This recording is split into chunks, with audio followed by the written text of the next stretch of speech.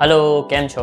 अगर मेरे चैनल को सब्सक्राइब नहीं किया है तो पहले सब्सक्राइब करो और इंस्टाग्राम पे भी फॉलो कर सकते हो अगर मन है तो। आज के वीडियो में I will give you review of 3 series जो मेरे हिसाब से आपको देखनी चाहिए। एक्चुअली रिव्यू नहीं है बट मैं सिर्फ इतना शेयर करूंगा कि मुझे वो 3 सीरीज क्यों और किस लिए पसंद है। Actually that is review.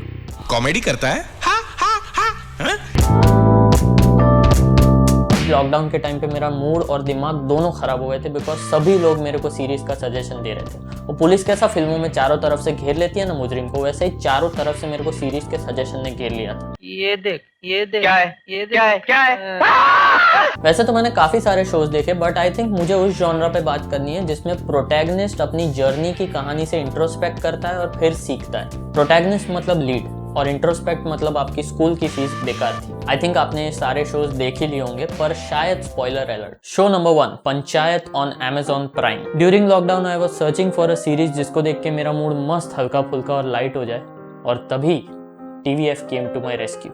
तुम रास्ता भटक गए हो, मैं तो बताए हुए रास्ते पे ही जा रहा था। अगर तुम चाहो तो तुम्हें सही रास्ता दिखा सकता। पहले जब मैंने ये शो देखना शुरू किया तो मेरे दिमाग ने बोला ये तो स्वदेश जैसा है। फिर आई रियलाइज कि अपने लोगों को जब तक किसी चीज के साथ कंपेयर ना करो तब तक वो चीज समझ ही नहीं आती। फॉर एग्जाम्पल अपने खुद के ओपिनियंस। एप्पल खाएगा या अमरूद? अमरूद। अमरूद कौन खाता है? अच्छी एप्पल खाऊंगा, एप्पल खाऊंगा। तो फिर मैंने अच्छे से शो देखा। मुझे पर्सनली जो चीज पसंद आई वो थे गांव वालों के ट्रीट्स। 2 साल पहले मैं एक शौचालय रिलेटेड वीडियो प्रोजेक्ट के लिए गांव में रिसर्च करने गया था एंड तब मुझे रियलाइज हुआ था कि गांव के लोगों के विचार, उनके बात कहने समझने का तरीका, उनका पॉइंट ऑफ व्यू मुझसे काफी अलग था। फॉर एग्जाम्पल एक एपिसोड में एक स्लोगन आता है गवर्नमेंट का, 2 बच्चे मीठी खीर उससे ज्यादा बवासीर, और इस स्लोगन से गांव के कुछ लोग ऑफेंड हो जाते हैं। एज अ व्यूअर मुझे हमेशा से लगता है कि TVF has this quality of connecting personally with every viewer. आपको लगेगा कि आप उसी एनवायरनमेंट का एक हिस्सा हो। ऑल्सो उन्होंने हर एपिसोड में गांव के अलग अलग शेड्स को कवर किया है, जैसे एक शादी के टाइम पे कैसे एक छोटा सा गांव एकजुट होकर काम करता है, कैसे एक अफवाह बिना फैक्ट चेक के बहुत ही ज्यादा फैल जाती है, कैसे हर एक इंसान के दिमाग में वो हीरो है और कुछ भी करने की अथॉरिटी रखता है। 30 मिनट के एपिसोड में एक कहानी बुनना और स्टोरी कवर होने के बाद भी एक कैरेक्टर को एक्सप्लोर होने के लिए स्पेस देना is some very good writing. और मुझे ये सीरीज देखते टाइम वो फील आई थी जैसी वो मालगुडी डेज और लापतागंज के टाइम आती थी ना। Not comparing but using some analogy to express my feelings. Show number 2, never have I ever on Netflix. इसकी स्टोरी वैसे तो काफी सिंपल लगेगी कि एक टीनेजर लड़की जो अपनी माँ के साथ रहती है वो कैसे अपने टीनेज प्रॉब्लम्स का सोल्यूशन ढूंढ रही है इंक्लूडिंग हर लव लाइफ। एक रोमांटिक कॉमेडी लगेगी पहले तो, पर ऐसा है नहीं। In this series Devi the teenage protagonist जो थोड़े टाइम पहले अपने बाप का साया खो चुकी है doesn't really accept who she is और वो अपने अंदर छुपी डार्क मेमोरीज को कभी कन्फ्रंट ही नहीं करती। नतीजा ये कि धीरे धीरे वो एक डिफेंसिव मोड में जाके सब लोगों से आइसोलेट हो जाती है, उन लोगों से भी who actually care about her. मुझे तब रियलाइज हुआ कि ये कोई टीनेजर की कहानी नहीं है, ये तो सबकी कहानी है।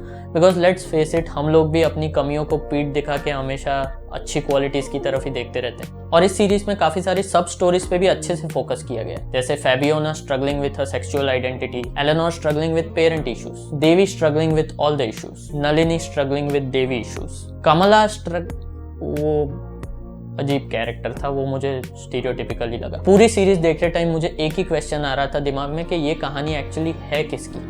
बिकॉज हर कहानी किसी ना किसी कैरेक्टर का पॉइंट ऑफ व्यू तो होती है, बट एट द एंड मुझे रियलाइज हुआ कि ये कहानी है मोहन की, Devi's dead father. I felt like we were watching the story from his point of view. Also इस सीरीज के बारे में मुझे one of the best thing लगी इसका बैकग्राउंड म्यूजिक और ट्रैक्स।